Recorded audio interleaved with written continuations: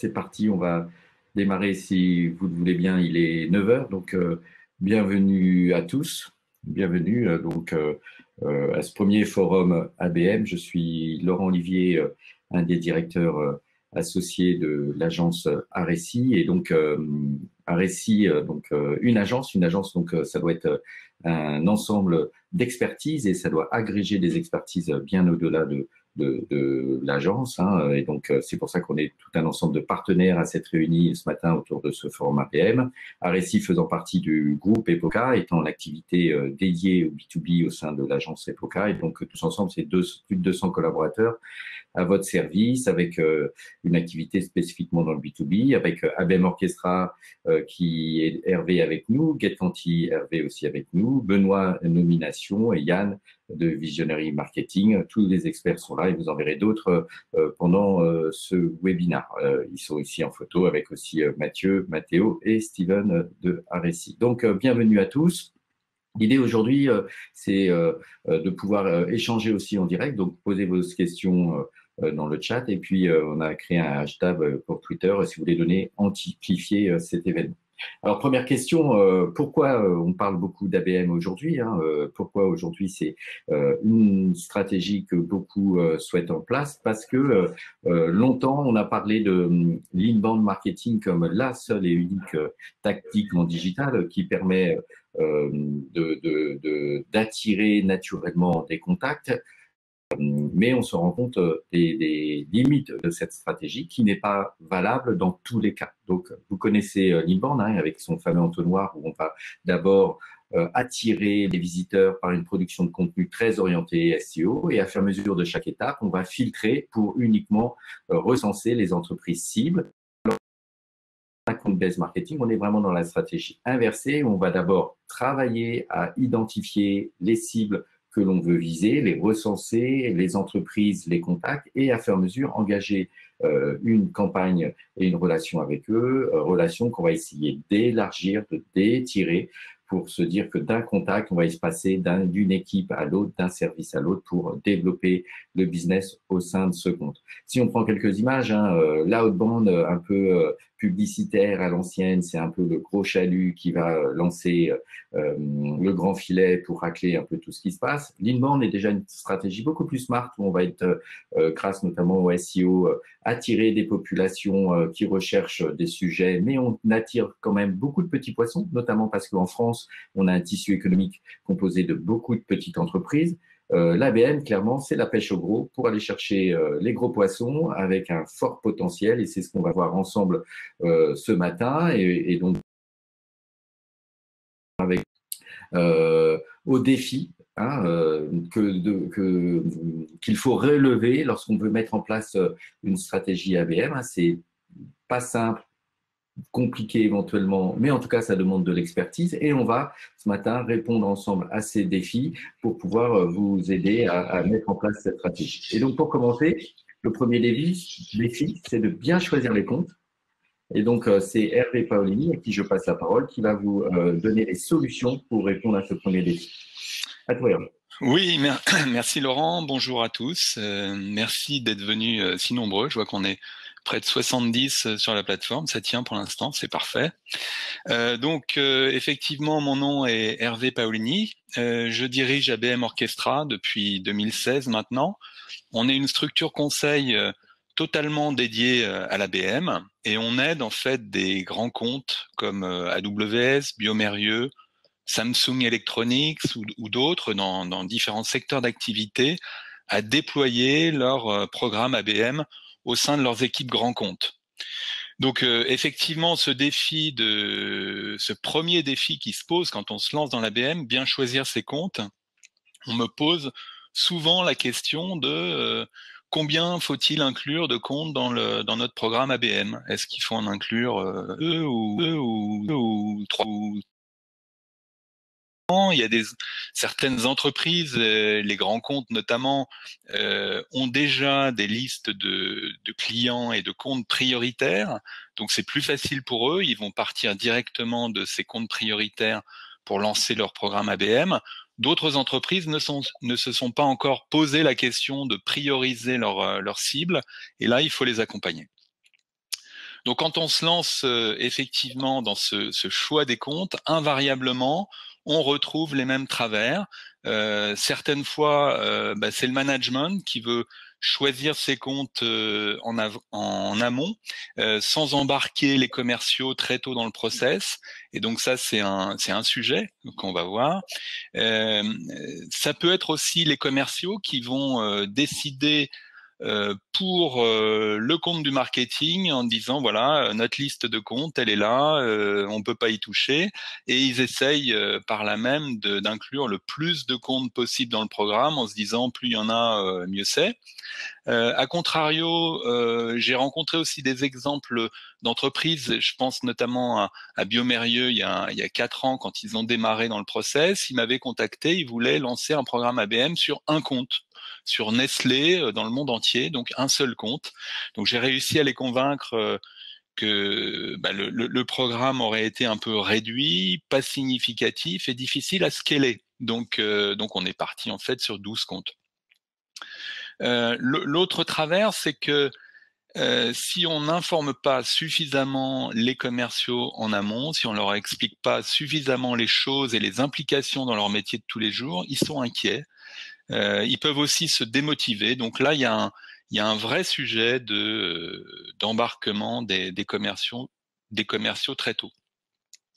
Donc avant de se poser la question de savoir quel compte on englobe dans le programme, il faut savoir quels objectifs on poursuit.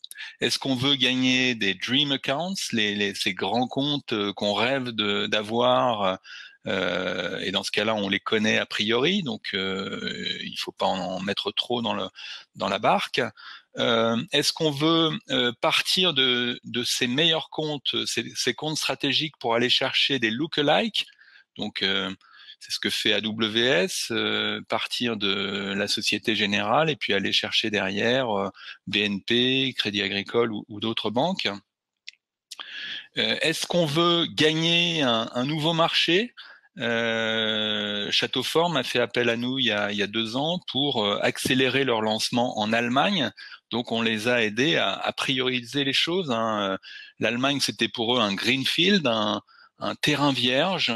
Donc plutôt que de partir dans tous les sens parce que leurs ressources étaient limitées, on les a aidés à concevoir une liste très restreinte de comptes, mais très pertinents pour démarrer. Et où est-ce qu'on veut faire du deepening? Est-ce qu'on veut, par exemple, sur son top 10, ses 10 meilleurs clients, est-ce qu'on veut faire passer le business de 10 à 100 ou de 10 à 50? Auquel cas, il faut se poser tous ensemble et définir ce qu'on veut. Il faut aussi définir quel type d'ABM on veut développer, parce que l'ABM, c'est un vocable qui recouvre des notions très différentes d'une entreprise à une autre. Il y a l'ABM stratégique sur quelques comptes. C'est plutôt ce pourquoi nous, on est appelé dans les grandes entreprises, les aider vraiment à lancer le programme sur très peu de comptes. Une fois que ce Tier 1 est bien activé en format ABM, on scale et on va sur une vingtaine, une cinquantaine de comptes, donc des comptes qui ressemblent à ceux du Tier 1, mais qui sont pas forcément toujours listés en priorité chez les commerciaux grands comptes. Et puis enfin, il y a le Tier 3, donc une fois que tout est en place, on peut utiliser les outils de programmatique dont on va vous parler un peu plus loin pour déclencher de l'ABM sur quelques dizaines, quelques centaines de comptes parfois. Voilà. Donc il faut savoir ce qu'on veut et ce qu'on veut lancer comme type d'ABM. On parle des solutions, Hervé? Donc les solutions, déjà on a l'habitude de réunir en atelier pendant une demi-journée les commerciaux, les avant-ventes, les après-ventes, les chefs de produits, le marketing opérationnel pour définir l'ideal customer profile, réfléchir autour des listes de clients, faire choisir les commerciaux. C'est difficile. Définir les interlocuteurs aussi à toutes les étapes du cycle de vente pour briefer ensuite les entreprises de data, mettre en évidence les pain points, les cauchemars qui réveillent la nuit nos prospects pour briefer aussi sur des contenus à produire qui vont déclencher nos audiences. La solution aussi qu'on apprend, c'est faire en sorte de rassurer les clients qui veulent inclure dans leur programme toujours un maximum de comptes. Donc il faut les convaincre qu'ils ont plus intérêt à approfondir quelques comptes plutôt qu'à se disperser, et convaincre aussi le marketing qui n'a pas forcément l'habitude de cibler des tout petits segments et à travailler sur la base de comptes. Donc c'est un changement de paradigme et beaucoup d'éducation à faire. Il faut accepter de démarrer petit. Ce qu'on préconise généralement, c'est de lancer un pilote sur 12 mois qui va permettre d'apprendre à marcher et de lancer le programme. Il faut être prêt aussi, et ça c'est important, à adapter les pay-plans des commerciaux, parce que les règles de commissionnement sont pas forcément adaptées à l'ABM. Et ça sert à rien de lancer tout le programme, d'investir en marketing, des énormes budgets, si les commerciaux sont pas motivés derrière pour aller chercher les grands comptes et les développer, ceux qu'on a choisis. Voilà très brièvement cette première partie de choix des comptes. Merci Hervé et pour ce premier défi. On va parler maintenant data et ciblage avec Benoît Marcelin qui va répondre au défi d'améliorer la couverture des comptes ciblés. À toi Benoît. Merci Laurent. Donc effectivement, première étape franchie, on a une liste de comptes. Nos dernières nouvelles, quand on prospecte, on parle rarement à Monsieur BNP ou à Monsieur Société Générale. Et donc, il faut identifier les bonnes personnes à l'intérieur de ces structures. Donc, le défi numéro 2, améliorer la couverture des comptes cibles. Donc, en 2 mots, pourquoi on intervient sur ce sujet? Parce que Nomination, notre métier, nous, c'est produire de l'information et de la donnée, notamment sur les décideurs. Et donc, souvent, ce qu'on observe quand on a des clients ou des prospects qui nous sollicitent à ce moment-là de leur projet ABM, c'est 4 choses. Le premier, c'est que souvent, les comptes sont très mal connus. Très concrètement, les commerciaux, le marketing se sont mis d'accord sur des listes de comptes, mais sans forcément rentrer dans un niveau de précision opérationnelle. J'ai le nom d'AXA, mais est-ce qu'on parle d'AXA France, du groupe AXA, d'AXA IARD, etc. Ensuite, le deuxième défi, c'est toujours le même, c'est le manque de contact dans les CRM. En moyenne, on observe qu'il y a entre 4 et 5 contacts renseignés dans les CRM. Et non seulement il y a peu de contacts, mais en plus, c'est souvent des contacts qui ne sont pas décisionnaires. Très concrètement, une fois de plus, les commerciaux ont plus l'habitude de parler à des opérationnels qu'à des véritables décideurs. Or, la stratégie de l'ABM, c'est bien d'engager des comptes à potentiel, et pour ça, il faut évidemment parler plutôt à des décideurs, donc tout en haut de la chaîne hiérarchique. Et puis, dernier point, c'est qui est souvent un angle mort, on va dire, dans les stratégies data, c'est qui s'occupe de la mise à jour.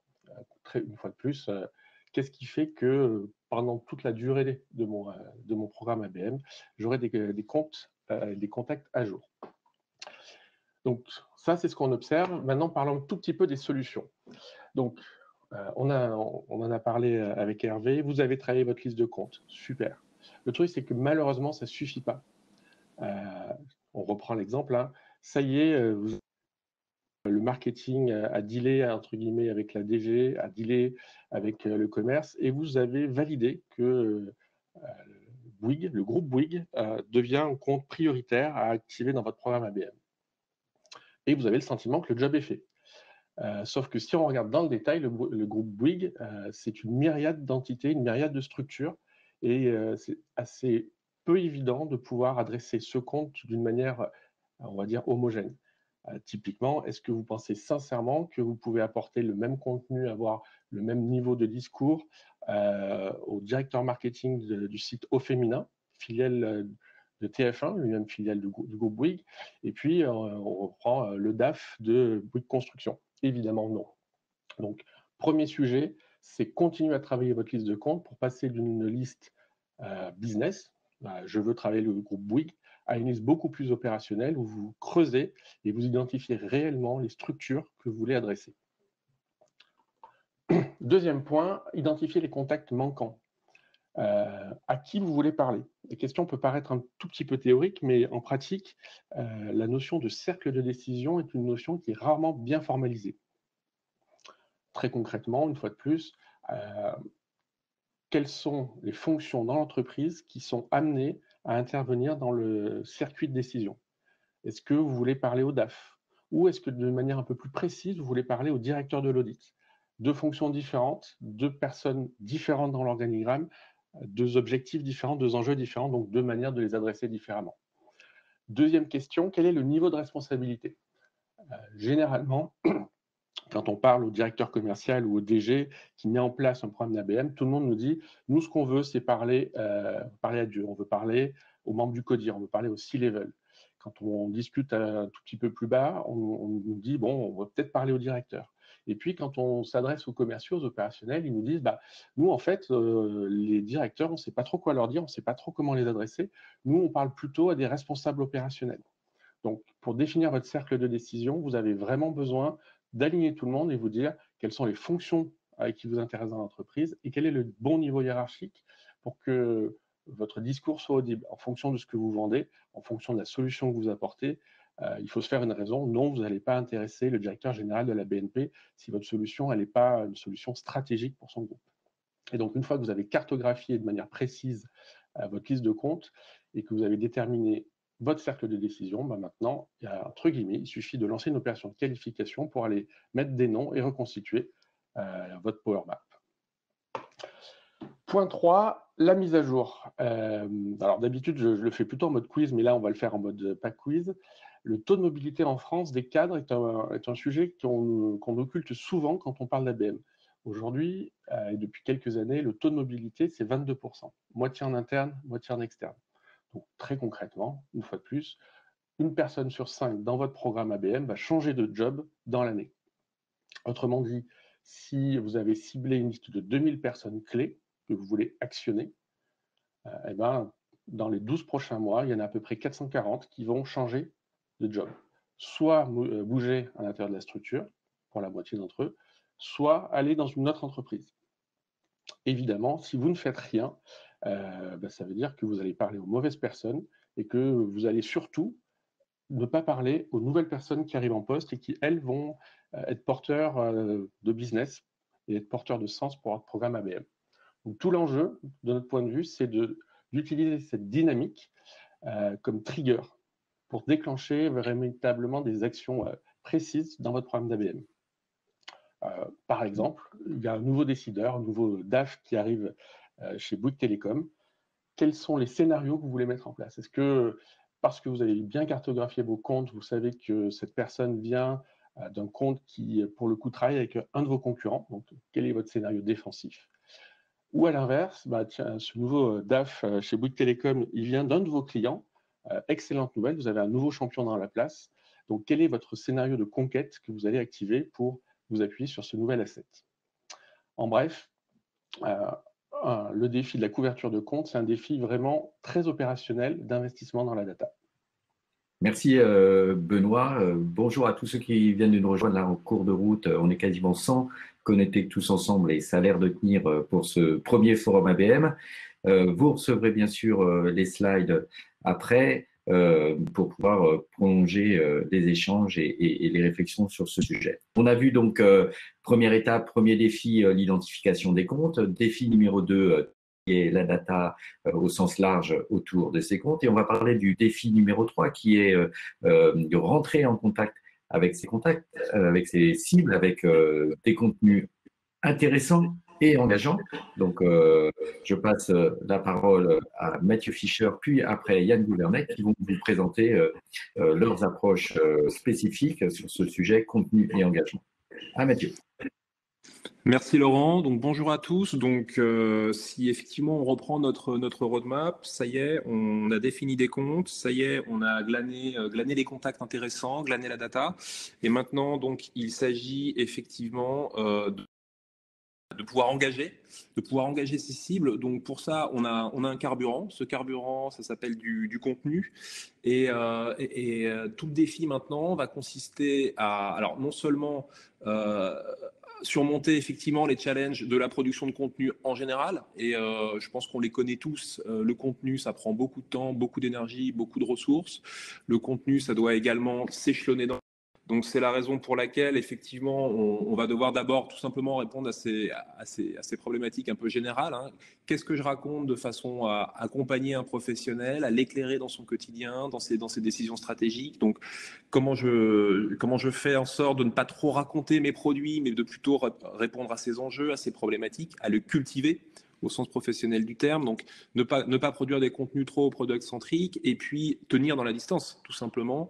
Quand on se lance dans des stratégies de contenu, c'est petit à petit, le plus souvent, en dehors de quelques quick wins, qu'on va resserrer les de plus en plus intéressés, de plus en plus chauds, la rencontrer. Donc ça, ce sont les défis rencontrés, ils ne sont pas forcément propres à l'ABM, mais à cela vont s'ajouter des défis très particuliers, propres, eux, à l'ABM, qui sont là, effectivement, ensuite, la capacité à personnaliser ces contenus. C'est-à-dire qu'effectivement, on a des contenus, jusqu'où va-t-on être en mesure de pouvoir les adapter, les personnaliser, les scaler pour telle ou telle cible, personne, entreprise, groupe de target, de façon à ce que ça soit le plus engageant possible. Et donc, tout va être affaire d'équilibre, en fait, évidemment de ressources, entre la capacité à pouvoir produire et à pouvoir adresser pas mal de personnes, et en même temps la capacité à parler à chacune de ce qui la concerne elle et de l'adresser quasi personnellement.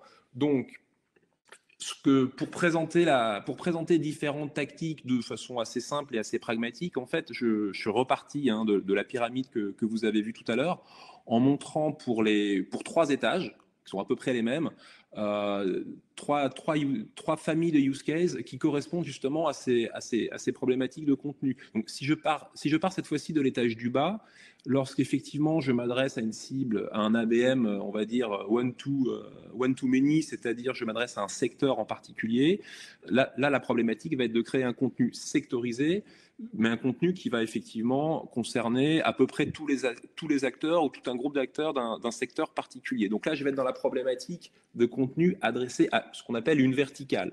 Et pour ça, je vous montrerai ce que j'ai appelé les use case 1. Ensuite, si on monte dans la pyramide, et que cette fois-ci, on s'adresse uniquement à une entreprise de façon beaucoup plus ciblée, et use case 2, on verra que la problématique est sensiblement différente. On va beaucoup plus loin, bien évidemment, dans la personnalisation, jusqu'au top, qui est un cas de figure un petit peu particulier, qu'on aime bien chez RSI parce qu'il est assez subtil dans l'approche commerciale, qui est qu'effectivement, évidemment, on est toujours sur une cible très resserrée d'une entreprise, voire même parfois d'une ou deux personnes, mais cette fois-ci, en fait, on va même associer la cible à la production de contenu. On est dans un contexte de coproduction qui permet du reste, généralement, d'entrer en contact avec ces cibles sous un angle absolument pas commercial. Et ça, c'est très intéressant et c'est un petit peu, on va dire, le top en termes de stratégie contenu ABM. Je vais donc... non, excusez-moi, avant le premier exemple, un petit truc que je voulais quand même partager avec vous, et parce que ça, c'est une question qu'on se pose toujours lorsqu'on crée du contenu pour de l'ABM. Moi, le conseil que j'ai à partager, c'est effectivement de ce que j'appelle soigner la porte d'entrée.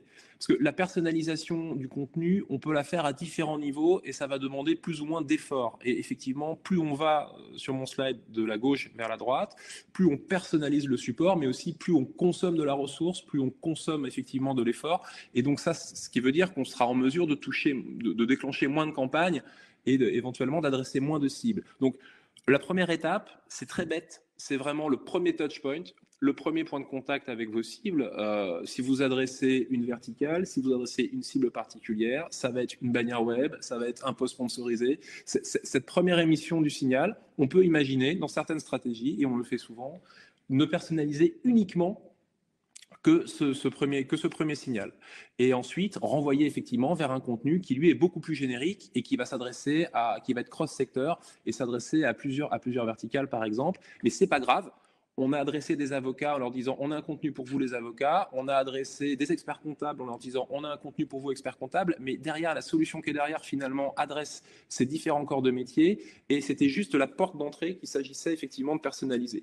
Ensuite, on peut aller de plus en plus loin dans la personnalisation.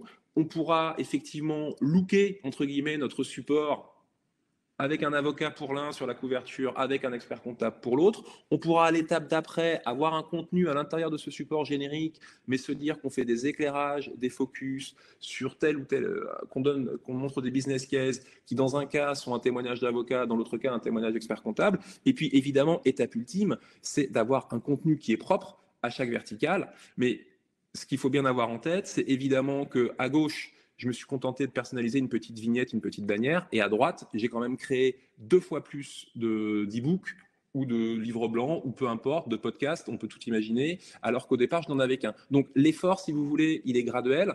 Et ce qui est très très important, ce qui est clé dans les stratégies de contenu dédiées à l'ABM, c'est effectivement de bien mettre le curseur au bon endroit, de façon à avoir un contenu suffisamment personnalisé, mais quelque part pas trop, en tout cas pour ne pas consommer trop de ressources et justement se limiter uniquement à quelques supports et bien tenir dans le temps. Évidemment, un petit conseil pour la route, évitez d'être déceptif. On peut pas intercepter une cible avec une promesse hyper personnalisée pour derrière lui donner de l'eau tiède et quelque chose qui pourrait s'adresser à n'importe quelle entreprise en France ou ailleurs. Donc, évitez évidemment d'avoir un trop grand décalage entre votre promesse de personnalisation et la réalité de votre contenu. Et donc, il y a toute une subtilité d'équilibrage. Je vais revenir à mes use cases, passer ce petit conseil. Je vais commencer effectivement par le bas de la pyramide, c'est-à-dire les stratégies qui s'adressent où on voit qu'on scale un contenu, un message vis-à-vis de vertical. Donc là, c'était une campagne qu'on avait faite pour Alcatel-Lucent. C'était pour une application de messagerie professionnelle qui s'appelle Rainbow. Elle date déjà d'il y a 2 ans, si je ne me trompe pas. Et en fait, le parti pris a été de communiquer à différentes verticales. Donc là, je vous ai mis l'exemple des posts sponsorisés qu'on avait diffusés sur LinkedIn à l'attention des professionnels de la santé. Mais vous verrez dans un slide qu'on a aussi adressé d'autres secteurs comme l'éducation, la restauration, l'administration, etc., etc. Et le parti pris a été de faire quelque chose qui est finalement visuellement pas du tout, entre guillemets, créatif. Hein. On est vraiment dans de l'information plus que de la communication. Il y a une phrase, c'est tout. Alors, on la reconnaît, mais d'une vignette à l'autre, mais c'est tout. Et en fait, tout l'effort a été porté sur l'interpellation d'un professionnel en réponse aux problématiques qui lui sont propres, à lui dans son corps de métier. Donc là, par exemple, un professionnel de la santé, donc un directeur d'hôpital, etc., un médecin et autres, on voit bien qu'on parle, la promesse, il s'agit de parcours de soins, il s'agit d'efficacité du personnel médical, il s'agit de collaboration entre les équipes, il s'agit de réactivité pour les services des urgences.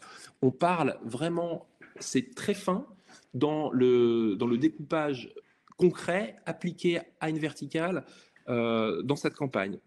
Vous avez sous les yeux l'exemple santé, mais ce que je veux vous montrer là, c'est que cet exemple-là, ensuite, a été décliné au gré de toutes les verticales qu'il s'agissait d'adresser. Donc vous retrouvez vos vignettes santé, mais vous avez en dessous des vignettes éducation qui parlent effectivement de collaboration étudiants-professeurs, d'échange de données académiques, etc.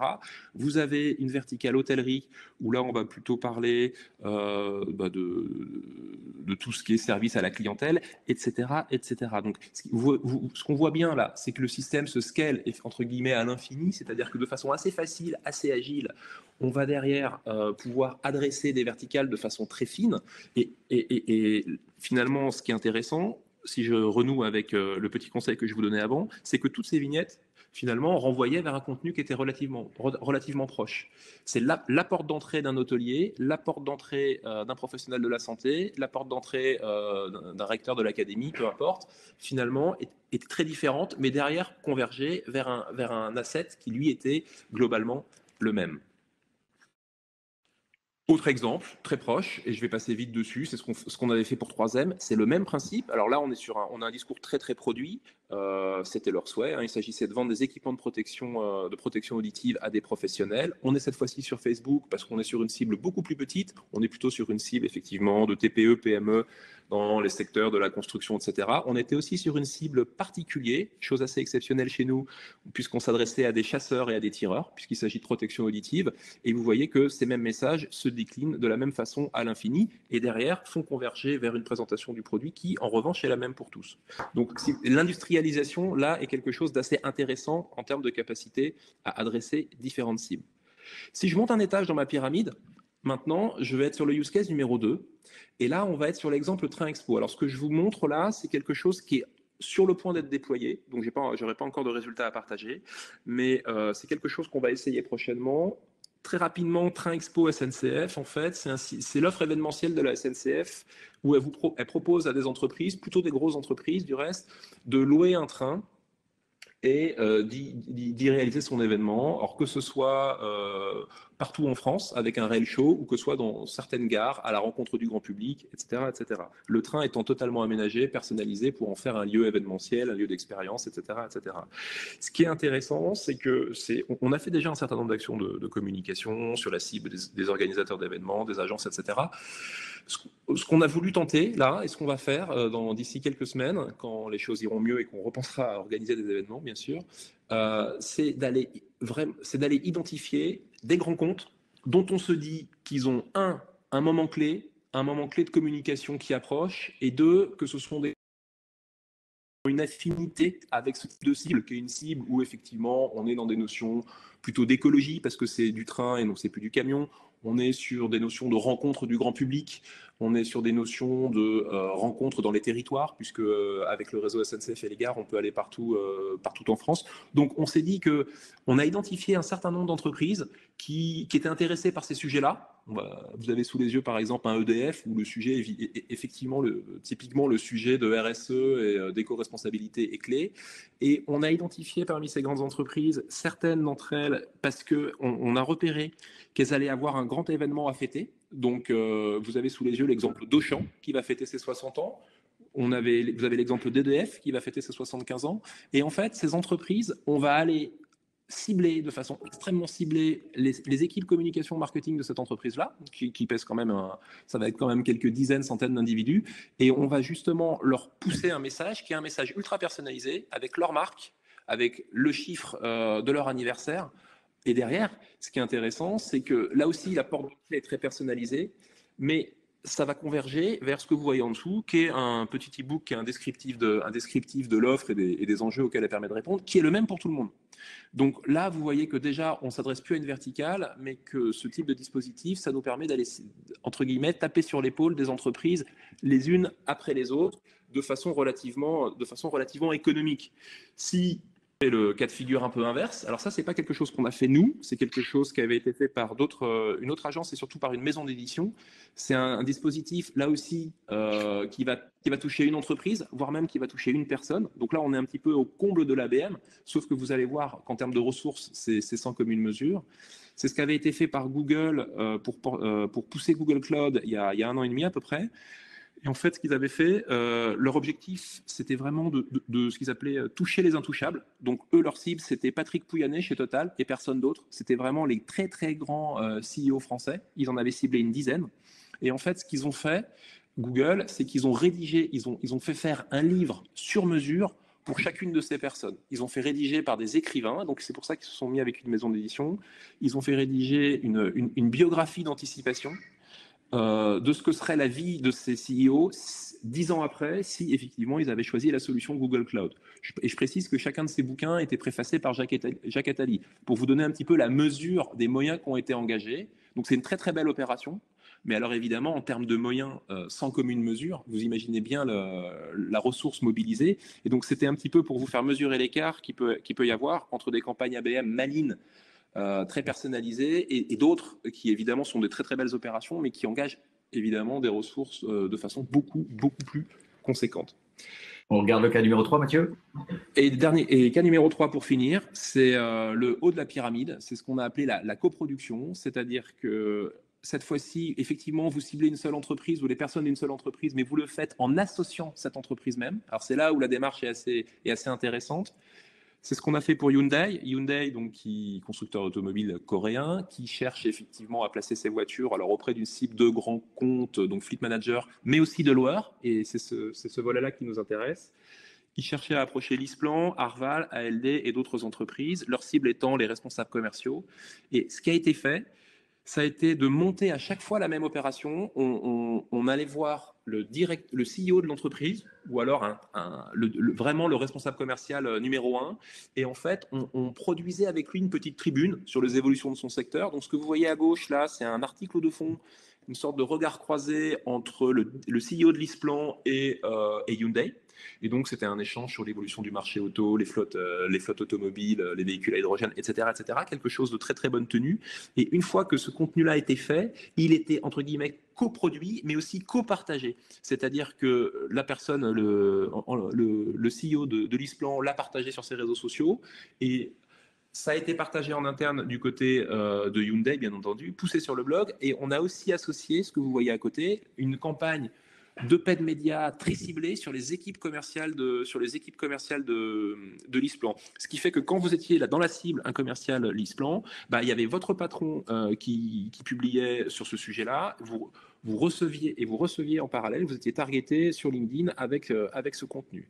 Et on est allé jusqu'au bout puisque dans l'hypothèse où on repérait qu'un de ces commerciaux réagissait et téléchargeait un contenu, on avait un email tout prêt que vous voyez là, personnalisé aux couleurs de LeasePlan. Et ce qui est intéressant dans ce dispositif, c'est là aussi cette capacité à se scaler. Puis, dernier slide, vous voyez que ça a été fait pour LeasePlan et vous voyez que ce template-là, ensuite, peut se reproduire pour ALD. Il a été fait également pour Arval, etc., etc. Donc voilà. Merci Mathieu. Quelques exemples. Merci Mathieu pour cette présentation et on va aller encore un cran plus loin au niveau de l'engagement et des contenus personnalisés avec Yann Gouvernet. Bonjour à tous, Yann Gourvenec, je suis fondateur et dirigeant de Visionary Marketing et effectivement on va poursuivre sur la même lignée en reprenant finalement certains des principes qui ont été dictés par Mathieu. Efficience pour les contenus parce que l'ABM ça demande effectivement beaucoup de personnalisation mais ça demande aussi de sortir du lot. Or, c'est véritablement là qu'on trouve le point d'amélioration le plus important en termes de contenu pour les entreprises. Nous, on a l'habitude de dire qui a dit que votre livre blanc devait être tout blanc. Vous l'avez sans doute remarqué, des livres blancs, il y en a beaucoup. On va y revenir dans une seconde. Mais personne ne les lit quand ils sont trop lisses, trop alignés sur la concurrence, qui parlent trop de vos produits, qui parlent trop de vous, qui n'apportent rien à personne. Et puis, il y a deux façons en fait de sortir. Il y a sortir par le fond et sortir par la forme. Et pour cela, bon, aujourd'hui, on a relativement peu de temps. J'ai 7 minutes, donc je vous ai mis quelques liens pour aller vous inspirer d'exemples clients qu'on a réalisés. Mais on peut aller très très loin dans ce domaine. On a même réalisé, par exemple, des livres noirs des big data pour justement sortir du lot à la fois sur le fond et sur la forme. Alors, pour moi, bien comprendre comment fonctionne le content marketing, c'est très important de revenir sur son origine. Je ne l'ai pas mise ici parce que certainement on aurait rigolé. Hein. Le content marketing, ça ne date pas de 2014 et du livre de Joe Pulizzi qui s'appelle Epic Content Marketing, même si c'est lui qui a mis un nom sur la discipline. Le content marketing, c'est quelque chose qui date d'il y a très longtemps, hein, qui a été inventé vers la fin du 19e siècle par John Deere, avec un journal qui s'appelle The Farrer, le sillon en français. D'ailleurs, si vous le recherchez sur Google, vous le trouverez encore plus de 100 ans après. Il est encore en activité. Vous pourrez citer également le guide Michelin, hein, qui ont été des pionniers dans le domaine. Mais je dirais, pour être plus sérieux et plus récent, je dirais il y a 3 événements fondamentaux qui sont arrivés dans les 6 dernières années et qui ont fait que ce paysage est en train de changer complètement. Et pour ma part, je trouve qu'il est en train d'évoluer justement pour être complètement compatible avec une démarche d'ABM telle qu'elle nous a été décrite tout à l'heure par Hervé, par Mathieu. Alors d'abord, il y a eu cette généralisation en 2014, hein, pour nous, pour beaucoup d'entre nous, c'est pas quelque chose de nouveau, le content marketing. Personnellement, j'en fais depuis 25 ans. Mais c'est en 2014, avec ce livre de Joe Pulizzi, que l'ensemble des entreprises a véritablement pris conscience de son importance. Prise de conscience assez récente, mais bon, elle est là. Et puis, peu de temps après, donc comme quoi les choses vont vite, Mark Schaefer a écrit sur Business Growth Content Shock. Et le Content Shock, c'est ce moment où le niveau de contenu est tellement important en termes de masse que finalement, vous avez trop de contenu pour pas assez de gens qui le lisent. Et puis, plus récemment encore, en 2019, Fab Content Marketing par Andy Frisch, qui lui est allé encore un cran plus loin, tout comme Mark Schaefer qui nous invitait non pas à nous décourager à cause du content shock, mais à créer nous-mêmes notre content shock, Randy Frisch va un cran plus loin et dit voilà, il faut créer une expérience de contenu, quelque chose qui soit véritablement unique, pas seulement dans la personnalisation, comme nous l'a expliqué Mathieu, mais également dans le contenu, dans le fond et dans la forme. Alors pour cela, comme j'ai encore une fois relativement peu de temps pour aller expliquer comment ça fonctionne, et je vous renverrai vers nos exemples clients, il y en a plus de 80, donc vous allez forcément trouver les bonnes idées. Je vais vous donner 3 conseils. 3 conseils et 3 recommandations dans un contexte d'ABM.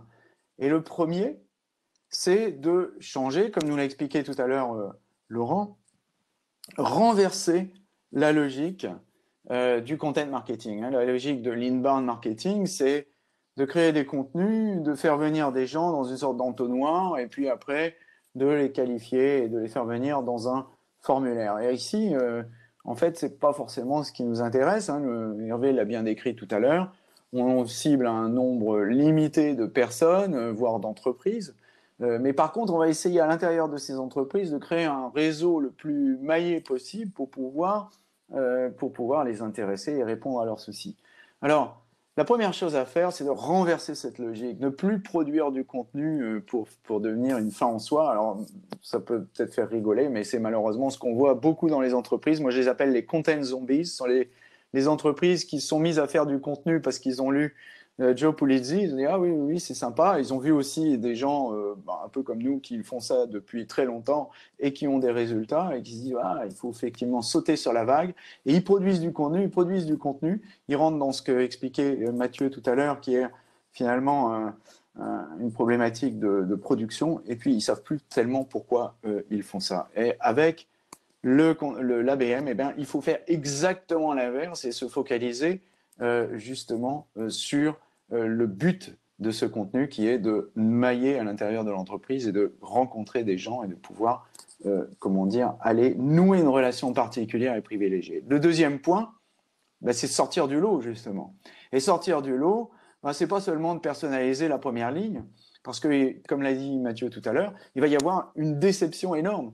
On va avoir un titre très accrocheur et puis à l'intérieur, une coquille vide. Donc, il va falloir sortir du lot, pas seulement avec un gimmick comme le livre noir de tout à l'heure, mais également avec le fond, parce qu'on est en B2B et on doit apporter véritablement un contenu de qualité qui serve à l'utilisateur. Donc, quelque part, être capable de donner avant de recevoir, ça c'est une logique qui est très très importante en ABM.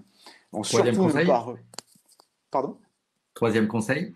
Ouais, ne pas recopier et surtout ne pas coller à son produit. Malheureusement, on voit ça trop souvent avec des gens qui essayent de absolument refourguer leurs fonctionnalités.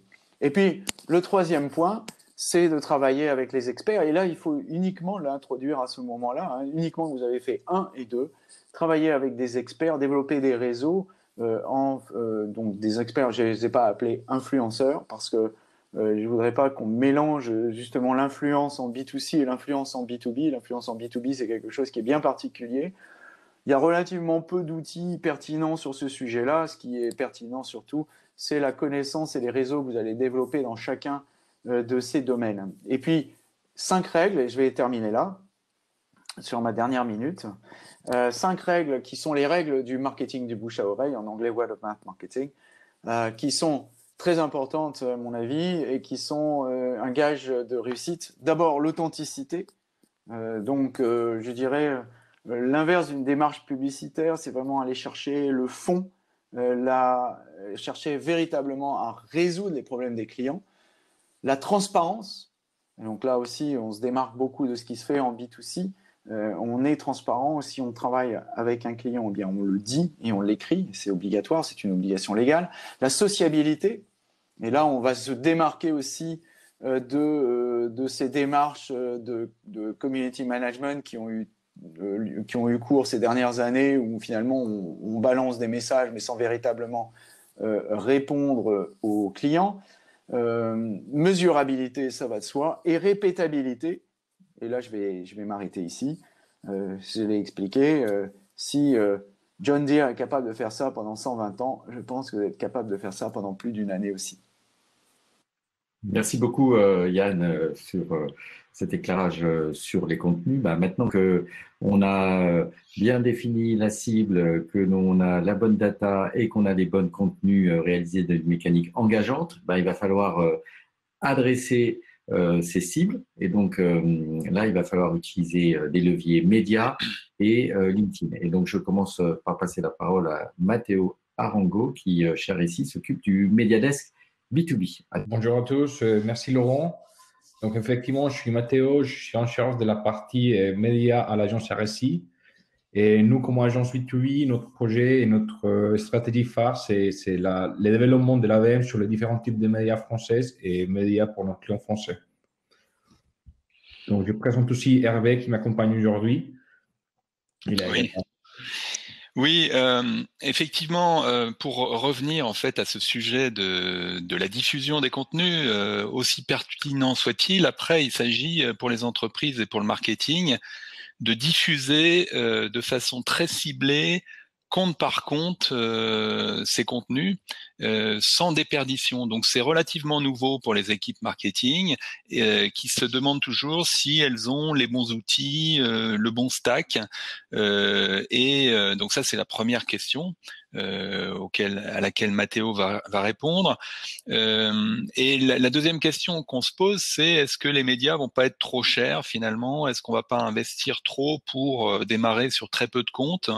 On va voir que non. Il y a des possibilités pour caper, pour vraiment définir des budgets et une pression maximum sur sans aucune déperdition. Et enfin, le troisième sujet que les entreprises se posent, c'est comment faire pour que les commerciaux, on en a déjà un petit peu parlé, sachent rebondir sur des signaux faibles. La lecture d'un livre blanc, la visualisation d'une vidéo ou d'une infographie, les commerciaux se disent « Ok, mais comment je vais faire pour rebondir là-dessus et prendre un rendez-vous ?» Donc, il y a des solutions, notamment au travers de LinkedIn Sales Navigator, dont on va également reparler. Donc, Matteo, comment les entreprises ou comment faites-vous pour les accompagner sur la diffusion des contenus? Merci Hervé. Donc, techniquement, parler l'AVM ou la partie technique, ça va prendre plus de temps, mais je vais aller plus rapide parce qu'on n'a pas beaucoup de temps. Donc, idéalement, dans l'agence, on a 3 types d'ingrédients qu'il faut qu'on respecte tout le temps avant de lancer une stratégie AVM. C'est quelle est la cible, quelle est la source de la cible. Donc, dans ces cas, je connais mon code NAF, je sais que ma cible reste dans son code NAF spécifique ou que ma cible a un chiffre d'affaires élevé à certains moments, ou que ma cible est dedans un secteur d'activité.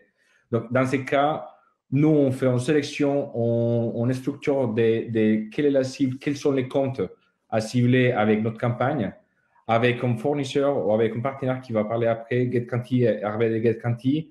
On fait les croisements des données que la société a avec son SIRE, avec les IP enseignés qui contiennent GetQuanti pour diffuser la pub sur les Mediadesk. Donc, ce type d'adresse IP arrive à les Mediadesk. On utilise différents types de technos comme AdRoll, comme Google Ads ou comme Roku pour diffuser la pub sur différents types de médias français, type Les Figaro, Les Challenges ou La Tribune. Donc, c'est un travail pour diffuser la pub jusqu'avec les sociétés qu'on a choisies avec les clients. Donc, dans ces contextes, je vais vous montrer quelques exemples qu'on a fait pour HP. Cet exemple est lié à une campagne qu'on a développée avec un site très spécifique. Donc, dans ces contextes, la personne se connecte à 12h30 dans un ordinateur qui est lié à son bureau et il va afficher la page de challenge. Donc, la pub, il va s'afficher à lui parce qu'il correspond à la cible qu'on a choisie pour le client. Dans les cas qu'il y a une autre personne qui n'apparaît pas dans la cible, qui n'est pas dans la liste et qui se connecte en même temps à challenge, il ne verra pas la pub. Donc, c'est la logique qu'on utilise pour affiner notre ciblage et affiner aussi la diffusion média sur un contexte AVM. Ensuite, je vais passer à un deuxième outil qu'on utilise qui est l'outil qui nous permet de faire plus de mix sur les différents types de contextes d'AVM et c'est LinkedIn. Donc, LinkedIn, on l'utilise pour différents types de stratégies et qui Mathieu Fischer, il a parlé avant avec les contenus qu'on développe à l'agence. Donc, dans ces contextes, je fais un tableau qui va expliquer un peu, selon les types d'usage, quel est l'avantage et quel est le budget lié à ça. Donc, si on va choisir un seul compte, on va lancer un seul compte avec un contenu qui va être dirigé à un seul compte. Il faut faire attention parce qu'il faut retenir que LinkedIn ne laisse pas diffuser la pub sur moins de 300 personnes. Néanmoins, la notoriété sur les salariés de la seule société va être plus pertinente parce que tout le monde va avoir la pub et tout le monde va parler de le même sujet aussi. Néanmoins, on peut raffiner aussi à partir d'un groupe commercial ou un groupe opérationnel. Mais il faut retenir aussi que ce n'est pas forcément la campagne qui va donner plus de performance parce que c'est une campagne de notoriété pure. Donc, dans le deuxième cas, qu'on va faire plusieurs comptes avec les décisionnaires de chaque entreprise, il faudra avoir une liste plus large. Ça fait un contenu qui est plus générique, mais peut rester dans un code NAV ou peut rester dans un secteur d'activité. Dans ces cas, la notoriété est pure aussi. La performance en monte un peu, mais les budgets en montent un peu. Parce qu'on diffuse plus, on a plus d'impressions qu'on achète. Et pourtant, on aura plus de clics et plus de leads aussi. Et le troisième cas, c'est le cas j'ai une liste de comptes mail avec les décisionnaires que je peux acheter ou je peux louer avec nomination, par exemple. Et je vais diffuser sur LinkedIn avec ces typologies de stratégies. Il faudra avoir minimum 1000 mails ou 3000 mails pour faire un match avec LinkedIn. Donc, c'est une stratégie qui peut fonctionner, que la notoriété ne sera pas trop parce qu'il y a un problème de match avec la base de données LinkedIn. Par contre, la performance peut monter parce que c'est vraiment les gens qui sont concernés avec la pub que je diffuse. Donc, ça ne m'écoute pas trop, mais j'ai des problèmes par rapport à la diffusion.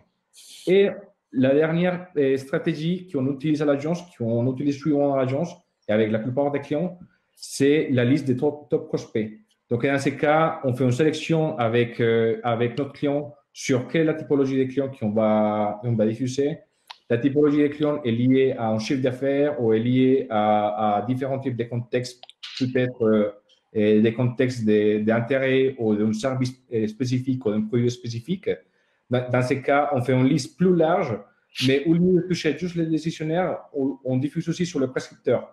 Donc, dans ces cas, il y aura 2 ou 3 personnes qui sont interceptées par la pub sur LinkedIn et qui vont parler des mêmes sujets dans la pause café ou dans les réunions.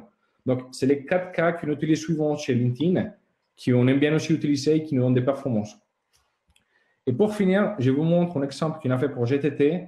Et dans ces cas, on utilisait une stratégie AVM, mais on a aussi élargi un peu sur les différents types de contextes que je viens de parler, comme les groupes d'intérêt, que ça nous permettait de diffuser les contenus sur pour LNG, c'est une marque qui fait des solutions pour les navires. Et les briefs, c'était plutôt faire une campagne dans le monde entier avec les chantiers navals et avec les sociétés qui intervenaient sur la construction des navires. Donc, on a divisé la campagne sur 3 leviers. Les secteurs d'activité avec un site qui était large aussi. Pour toutes les sociétés qui apparaissent sur les secteurs, on a créé une liste d'entreprises. Dans ces cas, c'était l'AVM. Et on a aussi choisi et recherché les groupes d'intérêt des gens qui parlaient des sujets sur LinkedIn. Donc, dans ces 3 types de ciblages, on a obtenu la plupart des résultats sur la liste d'AVM. C'est assez étonnant, mais en même temps, c'est intéressant de savoir qu'on peut aller plus loin sur la campagne AVM. Donc là, on est en paid média sur LinkedIn. Et LinkedIn, c'est aussi un formidable outil d'engagement avec les sales. Et donc, Hervé, comment on peut, avec Sales Navigator, aller plus loin avec les équipes commerciales? Oui, alors, ce qu'on met en place systématiquement dans les dispositifs ABM, même quand on lance un pilote, c'est une structure de commercial sédentaire. Donc, si c'est un pilote, ça va être un demi-temps de sales sédentaire, donc ce qu'on appelle SDR, Sales Development Rep, qui va être en soutien des commerciaux, des CAM, des commerciaux terrain, pour travailler de façon proactive le cœur de cible au sein des comptes. Parce que effectivement, quand on travaille en paid média, ceux qui réagissent, les interlocuteurs qui réagissent au sein des entreprises, sont pas nécessairement des décideurs. C'est pas eux qui vont permettre d'accélérer les deals ou de faire avancer le pipeline. Donc, il faut que ces commerciaux sédentaires puissent prendre le relais. Au travers de LinkedIn Sales Navigator, ils construisent des listes très fines, peut-être 200, 300 interlocuteurs au sein des grands groupes qu'on a cités tout à l'heure, pour aller lancer des séquences de prospection, invitation, in-mail, relance in-mail, en soulignant comment dire les contenus qui existent déjà. Donc c'est un moyen complémentaire d'aller atteindre les bonnes personnes au sein des entreprises qu'on cherche à activer. Hervé, donc on voit ici comment d'une manière ultra ciblée et proactive on peut adresser ces... On arrive à la dernière partie de ce forum ABM, il nous reste le défi 5 et le défi 6. Le défi numéro 5, donc, sera une fois qu'on a mis tout ça en place, comment on va réussir à mesurer et prouver le ROI. Donc, différents intervenants vont répondre à cette question, mais on va commencer par Hervé Gonnet, qui va nous apporter des premières réponses sur comment mesurer et prouver le ROI. À toi, Hervé. Bonjour à tous. Écoutez, je suis ravi d'être avec vous là aujourd'hui. Ça fait à peu près 1 heure que l'on a discuté ABM et je ne sais pas si vous le savez, mais le temps de concentration, de capacité de chacun, généralement, lors d'une conversation, est de l'ordre de 3 minutes. Donc là, je pense qu'on a largement dépassé votre niveau de concentration possible. Donc, ce que je vais faire, c'est quelque chose d'extrêmement simple, c'est que dans les 60 secondes qui restent, je vais vous donner les informations clés sur comment mesurer et prouver le ROI. Et donc, après, je développerai encore pendant 5 minutes à peu près les sujets si on a encore un petit peu le temps. Alors, le premier point, c'est tout simplement, je ne sais pas si c'est déjà retrouvé un peu dans cette configuration, au board, on vous dit, tiens, je vais lancer des campagnes ABM et on vous pose la question, bah, très bien, mais pourquoi est-ce que vous avez cet air bizarre lorsqu'on vous demande un petit peu quel est le ROI de votre campagne marketing, account-based marketing? Du coup, les 3 défis qui sont sujets à cela sont très simples. La première, c'est que vous, en termes de directeur marketing, vous devez consolider de la donnée qui provient de différents systèmes. Vous avez vos sites Internet, vous avez vos emailing, vous avez sûrement peut-être un outil de marketing automation et puis vous avez aussi votre CRM. Donc, comment consolider un peu toutes ces données pour pouvoir tirer des indicateurs, pour pouvoir mesurer votre ROI? On n'a pas encore parlé, je pense assez fortement, mais aussi comment mesurer ce fameux aliment entre le marketing et les ventes. Bon, le marketing travaille de son côté, les ventes travaillent de son côté, mais finalement, il faut qu'ils travaillent ensemble pour qu'on puisse trouver les bonnes cibles et trouver le bon contenu. Et puis, vous, en termes de marketeur aussi, vous vous dites, mais oui, mais bon, on m'a donné un budget, où est-ce que il va falloir que je le dépense pour améliorer et optimiser, pour faire venir les bonnes cibles sur les différents médias, le site Internet, les emailing, et donc, où est-ce qu'il va falloir que j'investisse? Alors, du coup, je vais vous présenter une petite scénette où il y a d'un côté, on va ouvrir le rideau du théâtre, il y a d'un côté les marketeurs, d'un côté les ventes. Et je vous ai dit que je vais résumer en 30 secondes à peu près les points importants à mesurer. Ce qu'il faut regarder, c'est quel est l'engagement que vous avez réussi à obtenir sur la liste des comptes cibles qui ont été nommés. La deuxième chose, c'est dire, bah, très bien, je les ai engagés, mais est-ce que là-dedans, il y en a qui sont chauds? Est-ce qu'il y en a que je devrais retargeter ou contacter plus rapidement? Donc, comment est-ce que je peux augmenter le pipeline, c'est-à-dire le nombre d'opportunités que je vais transmettre à mes commerciaux? Et puis, le troisième point, c'est évidemment, est-ce que moi, marketeur, j'ai réussi à influencer sur le business et sur le chiffre d'affaires? Est-ce que mes budgets ont bien fait venir les bonnes personnes? Et du coup, est-ce que je peux mesurer tous ces investissements? Et le dernier point, eh bien, ce qui vous reste à faire en termes de process, c'est engager la bonne cible. Deuxièmement, au niveau du pipeline, c'est vous, marketeurs, optimiser les budgets, mais aussi transmettre l'information aux commerciaux pour qu'ils puissent engager les contacts au bon moment. Et le dernier point, c'est augmenter le chiffre d'affaires, mais tout justement en pouvant raccourcir les cycles de vente. Donc, l'engagement, le pipeline et le chiffre d'affaires, ce sont les 3 mesures de ROI qui sont généralement le plus visitées en termes d'ABM. Maintenant, je vais développer un petit peu plus ces différents points. Et maintenant, je vais prendre un exemple au niveau des commerciaux.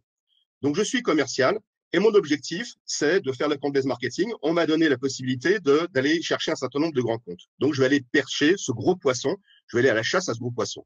Et qu'est-ce que j'ai à ma disposition? J'ai d'abord mon outil de CRM dans Salesforce. Mais qu'est-ce que j'ai dans Salesforce? C'est que je n'ai uniquement que les informations de contacts que j'ai moi-même rentrés, mais je n'ai pas toute la base des contacts qui ont été mis à ma disposition.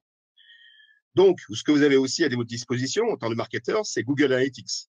Mais Google Analytics va vous donner un trafic générique, un nombre de personnes qui sont venues sur votre site Internet, mais sans réellement les nommer, sans savoir qui ils sont, est-ce qu'ils sont dans le bon secteur d'activité, est-ce qu'ils sont aussi dans la bonne cible que je souhaitais avoir. Ce que peut vous apporter des technologies d'account-based marketing, comme GetCounting, mais il y en a d'autres sur le marché, c'est de pouvoir identifier en temps réel qui se connecte sur vos médias. Ici, en temps réel, je peux voir que Danny Alu est en train de se connecter sur le site Internet et qu'il est en train de regarder un certain nombre de contenus que je lui ai mis à sa disposition.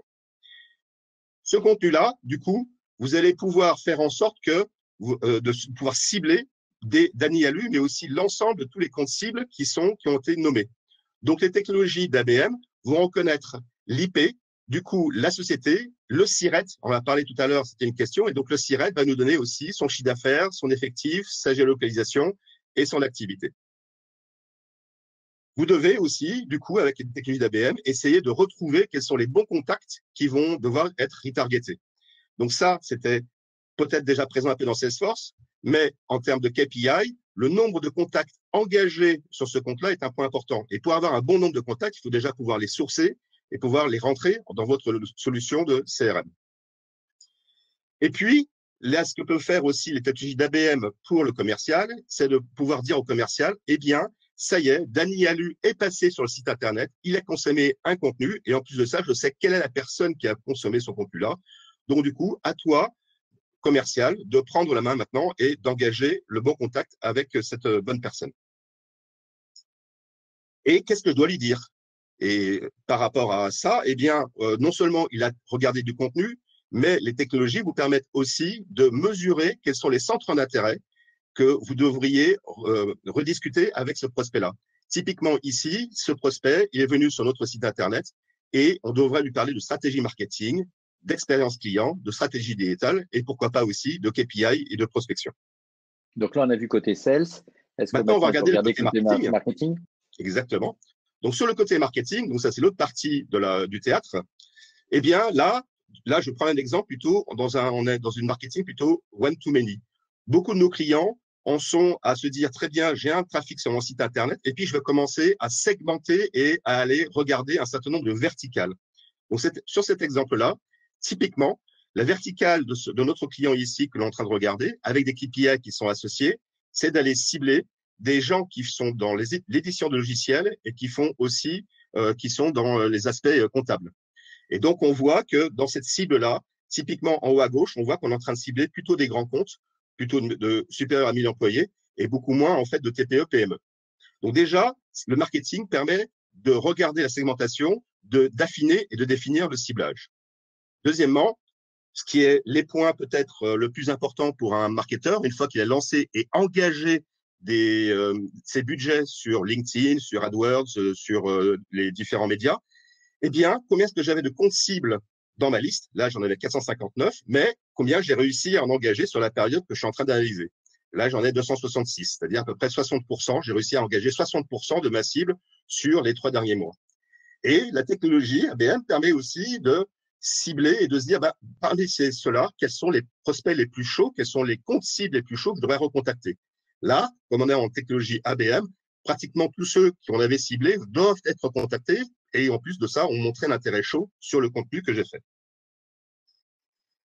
Le point ensuite, c'est une fois que j'ai rempli mon pipe, j'ai les sociétés à contacter qui sont les plus chaudes, on voit les 266 qui sont là, eh bien, il est possible aussi de mesurer l'impact business que la stratégie ABM a permis d'effectuer. Sur les 266, finalement, à la fin, par rapport à différents ratios qui sont soit donnés par les commerciaux, soit qui sont mesurés en temps réel quand on branche les technologies ABM avec votre CRM, il n'y en a plus que 54 qui ont réellement une opportunité sur laquelle je devrais engager encore plus de commerciaux pour un potentiel là de 2 millions d'euros, puisque mon panier moyen pour cet éditeur de logiciel-là est de 30 000 euros. Donc, quand on regarde un petit peu tout ceci, on se dit, eh bien, très bien, j'ai réussi à faire venir les bonnes personnes, je les ai engagés, ils sont chauds, j'ai créé du pipe. Maintenant, idéalement, surtout dans des périodes un petit peu actuelles où peut-être que les premières choses qui vont être effectuées, c'est de se dire, avec la crise actuelle, peut-être que je vais baisser mes budgets marketing, peut-être que je vais plus avoir de budget marketing, mais c'est rarement le cas. Mais si on me demande de raffiner mes budgets marketing, où est-ce que je devrais continuer à investir, où est-ce que je devrais diminuer mes investissements? Là, typiquement, on a un calcul du coût au contact engagé via AdWords et via LinkedIn. Grosso modo, ici, j'ai à peu près 40 € qui ont été engagés pour faire venir un compte cible sur mon site Internet et faire en sorte que, du coup, il puisse être qualifié par la technologie et transmis aux ventes. Mais on a aussi la possibilité de se dire, mais oui, mais est-ce que je peux pas analyser ça par différents budgets? Eh bien là, on a l'exemple ici de quelles sont les sociétés potentiellement les campagnes les plus rentables. Et on voit que dans ce cas-là, c'est la publicité online qui va rapporter potentiellement le plus de chiffre d'affaires. Et celle qui est, deuxièmement, qui va aussi rapporter le plus de chiffre d'affaires, c'est déjà ce que j'ai engagé en termes de trafic naturel sur mon site Internet. Mais est-ce que du coup, je cible bien aussi, est-ce que je dépense bien l'argent aussi sur les bonnes cibles? Bien, typiquement ici, j'avais comme volonté de faire venir plutôt des grands comptes, on l'a vu au début. Bien, ça tombe bien puisque j'ai fait venir les bonnes personnes et les bonnes sociétés sur le site Internet. Et donc là, j'ai un trafic sur les grands comptes qui va me générer potentiellement le plus de chiffre d'affaires. Donc, si on résume un petit peu tout ceci, et j'en aurais fini, finalement, je vais refermer un peu cette petite scène de théâtre en repartant un peu en arrière, mais les 3 points clés en termes de ROI qu'il souhaiterait mesurer, c'est quel est l'engagement que j'ai par rapport à ma cible. Deuxièmement, est-ce que j'ai bien généré le bon pipe sur ce cible-là? Et troisièmement, est-ce que j'ai bien pu influencer finalement le chiffre d'affaires pour ma société avec une bonne stratégie ABM? Donc aujourd'hui, l'alignement marketing-vente, c'est important. Ça se fait non seulement avec du contenu d'organisation, mais ça se fait aussi avec des technologies qui vont permettre de repérer et de trier quelles sont les sociétés que vous devez regarder et transmettre aux commerciaux en amont. Et deuxièmement aussi, de pouvoir optimiser vos budgets marketing pour continuer à faire venir les bonnes personnes, les bonnes sociétés avec le meilleur budget au meilleur moment. Merci. Hervé, pour les réponses à ce 5e défi. Et puis, pour terminer, on va parler d'équipe. Parce que vous l'avez bien compris, pour orchestrer une campagne ABM, il y a beaucoup de personnes et à orchestrer et à aligner. Donc, Steven va répondre à ce défi numéro 6. Steven Charton, je te laisse parler de comment rester groupé. Oui, merci. Donc, je suis Steven Charton. Bonjour à tous. Ne vous inquiétez pas, je n'ai que 2 slides. Je suis ABM spécialiste chez Boost My Team. Donc, on vient de le voir, l'ABM, c'est une histoire de technique, Salesforce, LinkedIn, etc. C'est une histoire de stratégie, mais c'est aussi une histoire un défi humain. On va le voir. Invariablement, tout le monde s'enflamme au début. Les équipes marketing donc sont très motivées. Chacun veut participer. Donc, il y en a un qui va dire « je m'occupe de concevoir la liste des comptes nommés », un autre qui va dire « moi, je mets en place la campagne LinkedIn ». Mais rapidement, on se rend compte que chacun retourne à son poste, à ses activités. Et les projets ABM n'avancent pas. Pas d'ABM owner, donc en fin de compte, s'il n'y a pas de personne responsable de l'ABM en interne, c'est une tempête dans un verre d'eau. On met en place une stratégie, mais personne n'a de cap ni de direction. Et cela entraîne donc un alignement qui n'existe pas entre la corp, le global et le local, et surtout, comme on vient de le voir, entre le marketing et les sales, où les marketeurs vont renvoyer des leads qui vont servir à rien pour les sales. Mais tout ceci, heureusement, est possible. Il faut rester groupé.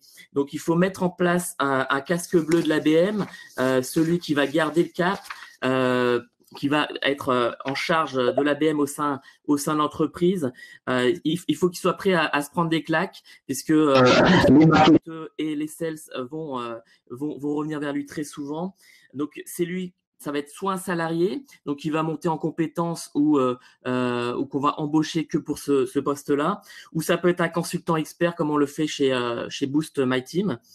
Et c'est celui-là qui va être référent sur les KPI et les objectifs ABM. Il va suivre de façon hebdomadaire. Donc moi c'est ce que je fais actuellement. Donc tous les semaines, j'aligne les demandes marketing avec les demandes des sales. Et le dernier point, c'est il fait en sorte de faire participer à la fois les sales au brainstorming marketing. Donc c'est là que les sales vont pouvoir donner leur input, les contacts qu'ils ont, leurs objectifs de programme vendeur, et inversement faire participer les marketeurs aux réunions hebdomadaires ou mensuelles des commerciaux pour comprendre leurs besoins en marketing.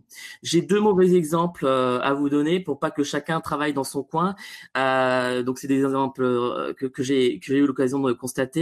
Le marketing organise un event où ils sont au courant qu'il y aura un speaker qui va passer sur scène, qui est participant dans la liste des comptes nommés définis par la Corp, et on participe, on crée le stand et on arrive sur place, et malheureusement on se rend compte que les commerciaux n'ont pas pu se rendre à l'événement parce qu'ils avaient d'autres choses sur l'agenda, et donc l'aspect commercial est très fortement réduit.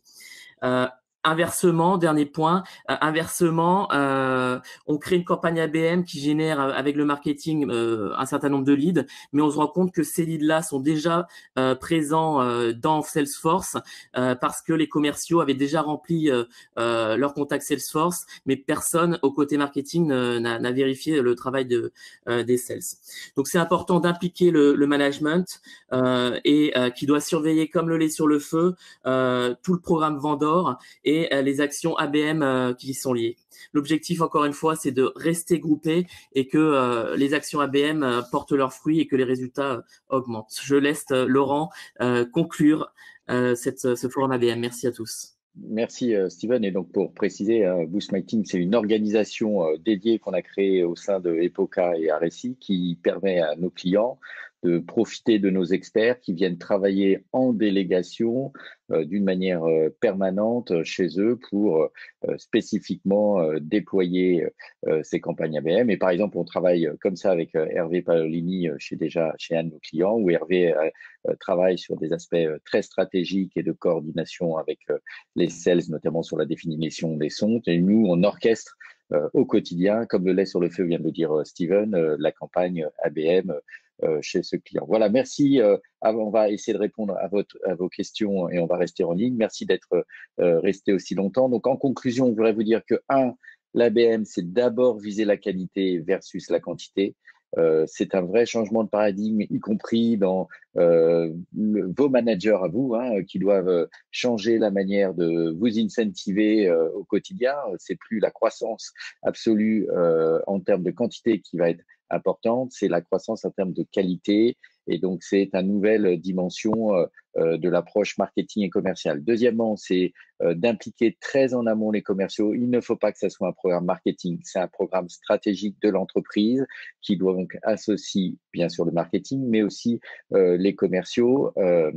C'est un élément clé de la réussite et de la pérennité du programme. Et puis, troisièmement, je dirais, voilà, vous avez ici des experts qui peuvent vous accompagner à chacun sur leur pointe d'expertise, et puis un récit pour orchestrer l'ensemble avec vous, bien sûr.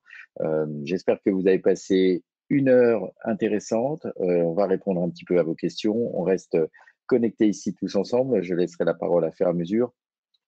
Voilà, et je vous dirais aussi, on a un site web où on essaie de regrouper pas mal d'informations pour vous. Donc, notez-le ici, où à fur et à mesure, on va intégrer de plus en plus de contenu pour fédérer un peu la communauté de l'ABM ici ensemble. Voilà. Allez, on commence par des questions. Alors, on nous demande des exemples de coûts ou des exemples de budget. Alors, moi, je répondrais en disant, ça coûte pas moins cher, ni plus cher que de faire une campagne différente en termes de stratégie, que ça soit de l'inbound, que ça soit de la pub. Voilà, c'est d'abord une réflexion, une approche différente. C'est les fameux entonnoirs que je vous ai montrés au début, qui font que c'est une manière de réfléchir et de travailler différente. Mais après, vous avez vu, il faut de la data, il faut du contenu, il faut du média, il faut un chef de projet. Et donc ça, vous l'avez toujours, quelle que soit l'action à mener. Donc, ça coûte pas moins cher, ça coûte pas plus cher, mais simplement, c'est une orchestration différente de tous les leviers, de tous les moyens et de l'organisation. Quelle moyenne? En termes de temps, peut-être Noémie pose une question. Quelle moyenne pour avoir les premiers retours de l'ABM? Alors, logiquement, on est sur des actions qui sont menées plutôt sur des comptes plutôt stratégiques, ou en tout cas à forte valeur. Donc, ça veut dire à cycle de décision un peu plus long, mais logiquement, les premiers retours au sens vérifier qu'on engage bien les bonnes cibles, on peut avoir des retours assez vite parce que, comme l'a expliqué Mathéo, tout le média, tout l'investissement qui est fait est filtré et fait exclusivement sur ces comptes. Donc, très rapidement, grâce par exemple à un outil comme GameQuanti, on va se rendre compte que telle entreprise est venue une première fois, puis telle entreprise est venue 3, 4, 5 fois parce que grâce à la data de nomination, on va avoir réussi à élargir le cercle, comme on vous l'a expliqué tout à l'heure, et puis on va faire du contenu très personnalisé qui va engager, et donc là aussi on va avoir des retours assez vite, même si ça peut être un peu plus long à faire. Alors effectivement, si on fait une action d'influence qui va engager, là ça demande un peu plus de temps, bien sûr, mais on peut avoir des retours assez rapidement. Peut-être Yann veut préciser quelque chose? Moi j'irais même plus loin. Pour les gens qui sont, les entreprises qui sont dans le haut de marché et qui sont dans la vente complexe, vous avez des retours beaucoup plus rapides. Parce que la difficulté de faire de l'inbound marketing quand on est dans la vente complexe, c'est justement d'avoir un flux. Or, je ne sais pas si vous le savez, mais la moyenne de visites sur un site B2B, elle est entre 20 et 50 par jour. Donc, c'est un flux très faible. Donc, les logiques d'inbound marketing, sauf si vous êtes dans le mass market B2B, donc c'est-à-dire dans le bas de marché où vous avez des paniers d'achat qui sont très faibles et vous faites finalement du mass market mais en professionnel,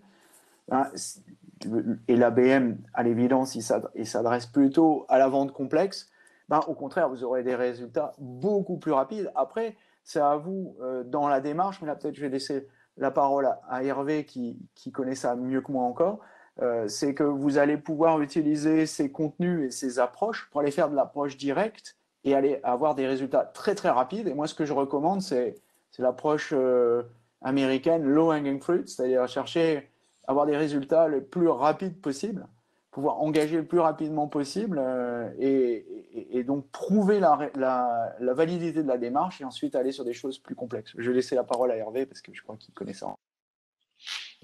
Oui, très, très vite. Pour justement mesurer les résultats, il faut définir les objectifs. Donc, ce qui est essentiel quand on démarre un programme ABM, c'est de définir des objectifs marketing, de couverture des comptes, d'engagement des comptes et de lead aussi sur les comptes qu'on a choisis. Et ça va très vite, effectivement, comme l'a dit Laurent, au bout de quelques semaines, on a les résultats. Et ensuite, définir des objectifs commerciaux à court, moyen et long terme. Sur les comptes qui sont déjà engagés, des objectifs d'accélération du pipe, et sur les comptes nouveaux ou les nouvelles entités qui n'étaient pas connues des commerciaux, le nombre de rendez-vous découvertes, des critères simples à suivre dans le CRM, le nombre d'opportunités ouvertes, et puis le pipe généré, et on suit ce pipe classiquement comme tout le business de l'entreprise. Alors pour répondre encore plus précisément peut-être à Agnès, on peut faire des actions d'ABM vraiment push, très précises, et en 15 jours, comme vient de le dire Steven, on peut faire une action qui est vraiment très ciblée sur une liste de comptes spécifique, par exemple pour faire une opération d'accélération. On a vu aussi tout à l'heure ce qu'a présenté Mathieu sur des focus spécifiques dédiés à un compte. Nous, par exemple, on a déjà fait des campagnes dédiées exclusivement à des entreprises qui étaient sur des appels d'offres. Donc là, en quelques jours, parce que telle société voulait montrer qu'elle avait vraiment une offre adaptée pour tel prospect pour elle qu'elle voulait séduire en montrant qu'elle avait vraiment une offre adaptée, on avait vraiment fait une campagne exclusivement sur ce compte-là. Donc ça peut aller très vite. Après, lorsqu'on est un peu dans la programmatique et dans l'installation dans le temps d'un programme, moi je dis il faut quand même un trimestre. Il faut un trimestre pour que les bonnes habitudes se prennent, le bon contenu soit à peu près rédiger, que voilà, l'orchestration se mette en route, que la data remonte. Voilà, donc partons, je dirais, sur un trimestre pour mettre tout ça en place. Yann est encore avec nous. Peut-être que Yann peut répondre ou Mathieu Fischer à une question spécifique sur le contenu. Est-ce que l'on peut réutiliser les contenus dans une logique d'ABM? Alors oui, ça c'est une très bonne question. Alors il y a même un terme pour ça, en anglais on appelle ça le content repurposing. Alors ça ne veut pas dire qu'il faut dupliquer la même chose partout. Ça veut dire qu'on va réutiliser, je dirais, une matière brute pour aller la reventiler dans différents formats. Alors ça c'est quelque chose que nous faisons régulièrement. Vous allez réutiliser par exemple, j'utilise beaucoup les interviews par exemple, parce qu'en B2B, c'est ce qui va permettre d'améliorer l'efficience au maximum. Parce qu'en B2B, en fait, on travaille avec des experts. Donc, c'est très difficile de connaître, d'être un expert en tout. Par contre, un bon créateur de contenu, il sait tendre le micro à un bon expert et à partir de là, faire des belles phrases et surtout bien mettre le contenu en valeur, bien orienter le contenu, bien orienter l'interview pour qu'elle devienne intéressante. Et puis à partir de cette matière brute, très souvent ça va être de la vidéo, ça va être ou un podcast et on va pouvoir réutiliser ça, on va pouvoir refaire un transcript à partir de ce transcript, réutiliser ça pour le mettre dans un article, cet article, le réorienter vers une présentation, etc., etc. En fait, vous allez pouvoir réutiliser le même contenu plusieurs fois en l'adaptant à chaque fois. Donc c'est ça, moi je trouve que c'est très stimulant intellectuellement la démarche d'ABM parce que en fait c'est une sorte de, enfin c'est une démarche créative quoi. On vous oblige à réfléchir très très large et en dehors de votre produit, mais en même temps dans une démarche commerciale. Et je trouve que c'est ça qui est très très intéressant parce que en fait c'est pas du tout antinomique. On est capable tout à fait de faire les deux en même temps. D'ailleurs, si vous demandez à un blogueur, et j'en fais moi depuis 20 ans, je me souviens d'une discussion avec Chris Brogan il y a plus de 10 ans, où il vous montrait son blog, et il disait, tiens, tel article, là j'ai vendu une mission à 50 000 balles, là j'ai vendu une... Et pourtant, vous pouvez regarder l'article, il ne vendait rien. Rien. Et je fais exactement la même chose d'ailleurs, donc je n'ai pas cherché midi à 14 heures. Et tous les blogueurs travaillent comme ça. Ils vont élargir le sujet, résoudre les problèmes des clients, mais en même temps, c'est une démarche qui est commerciale. C'est une démarche qui est commerciale, mais plus subtile. Et ça que j'aime bien dans l'ABM, parce que c'est très concret. On n'a plus les questions qu'on avait dans le temps. Mais alors, votre contenu, il sert à quelque chose. Comme disait Hervé tout à l'heure, Hervé Gonnet, c'est quoi le ROI du content marketing? Combien de fois on l'a eu celle-là? On disait, c'est pas grave, attendez, il finira bien par tomber quelque chose. En général, c'était le cas d'ailleurs en B2B. Il y avait toujours forcément un patron de quelque chose qui rappelait parce qu'on avait appuyé là où il fallait. Mais avec la démarche d'ABM, on systématise cela un petit peu plus et on fait monter en gamme les approches commerciales au travers du contenu. Ça fait qu'on n'a plus le marketing dans un coin qui bricole son truc à faire de l'inbound marketing, mais on ne sait pas pourquoi. Et puis de l'autre côté, les commerciaux qui font un truc qui n'a rien à voir et qui, justement, au lieu d'aller viser vers le haut, visent vers le bas. On a véritablement un travail en commun qui, dans les grands comptes, quand on travaille dans les grandes entreprises, moi je l'ai vécu un peu... comme Hervé Gonnet l'a expliqué tout à l'heure, on faisait ça sans savoir comment ça s'appelait il y a déjà 15 ou 20 ans. Et il y avait des équipes mixtes, marketing et vente, qui travaillaient ensemble.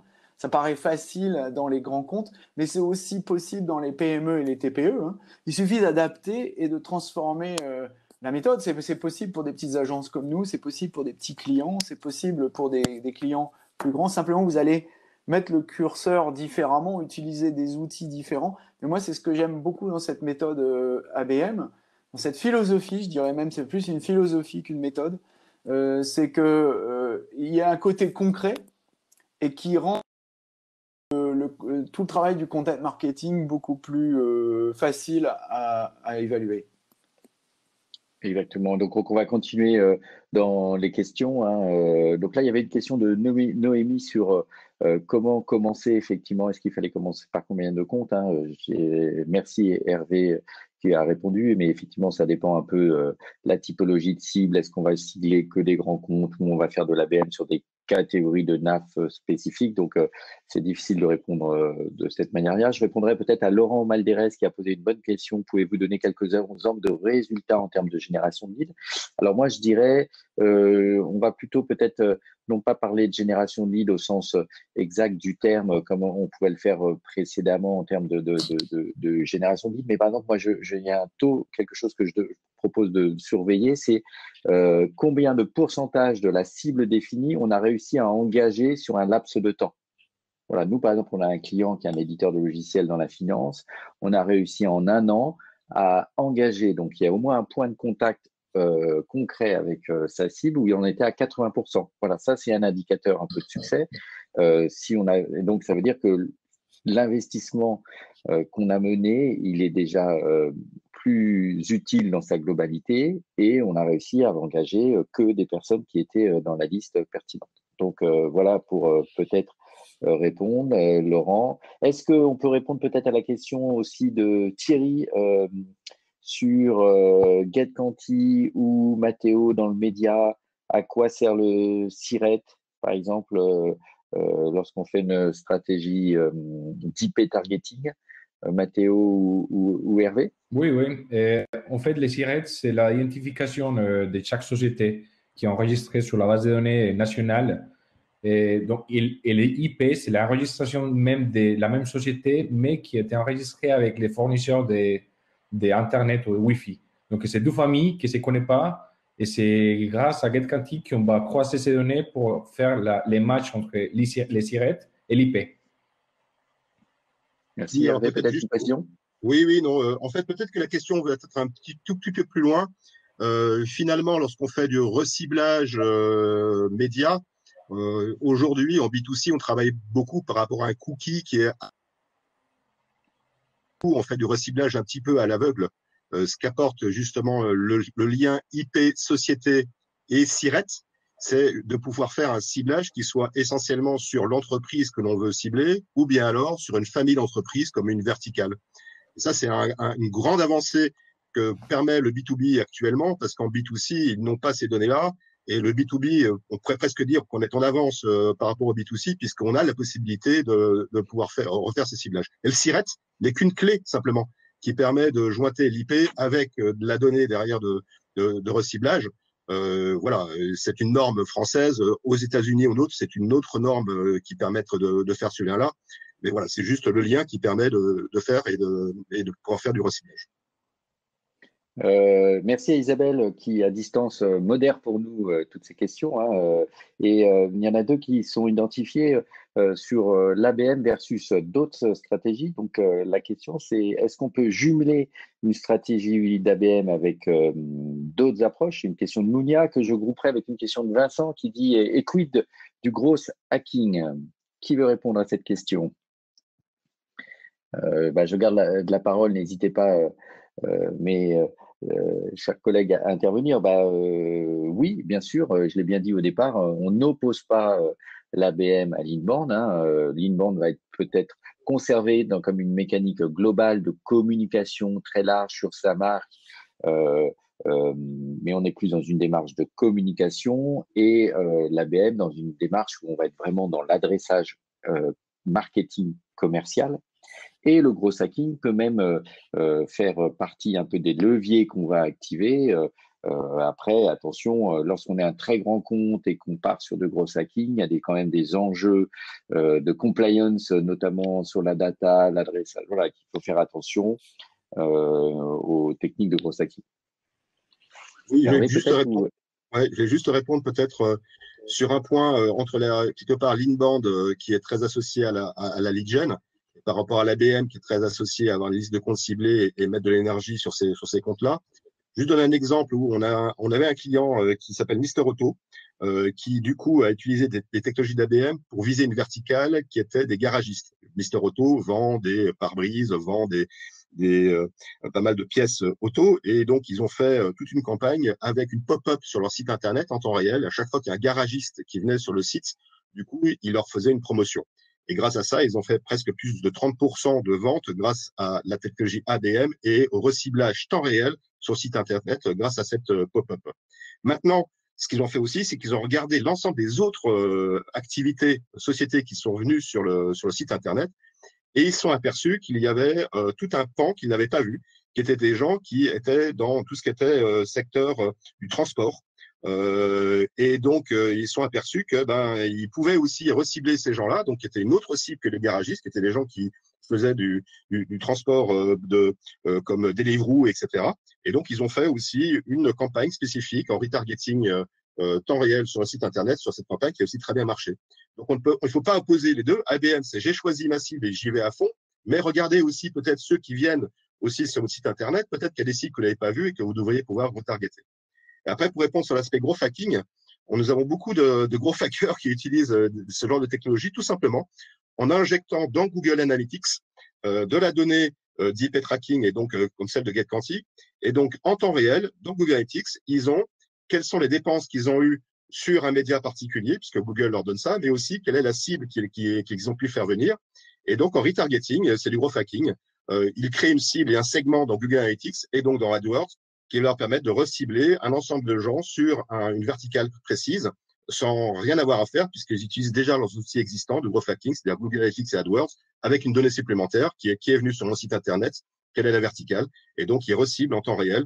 Et ça marche aussi très très bien. C'est une très très bonne technique de growth hacking en termes de retargeting. Je pense qu'on a répondu à toutes les questions. On a réussi à tenir et à faire fonctionner ce forum ABM 100% online. C'était pas simple vu qu'on était beaucoup d'intervenants à faire intervenir et interagir avec vous. J'espère qu'on vous a permis de partager avec vous notre envie, notre passion autour de l'ABM. N'hésitez pas à prendre contact directement avec nous. On va vous envoyer ce lien pour aussi retrouver les éléments. Voilà, donc on a essayé de... merci la techno d'échanger avec autant de sincérité et qu'en présentiel. J'espère qu'on a pu partager ce moment avec vous. Voilà. Et donc, merci à tous de vous être connectés. Ça a fonctionné jusqu'au bout et on espère garder le contact avec vous bientôt. Merci. Merci à tous. Au revoir.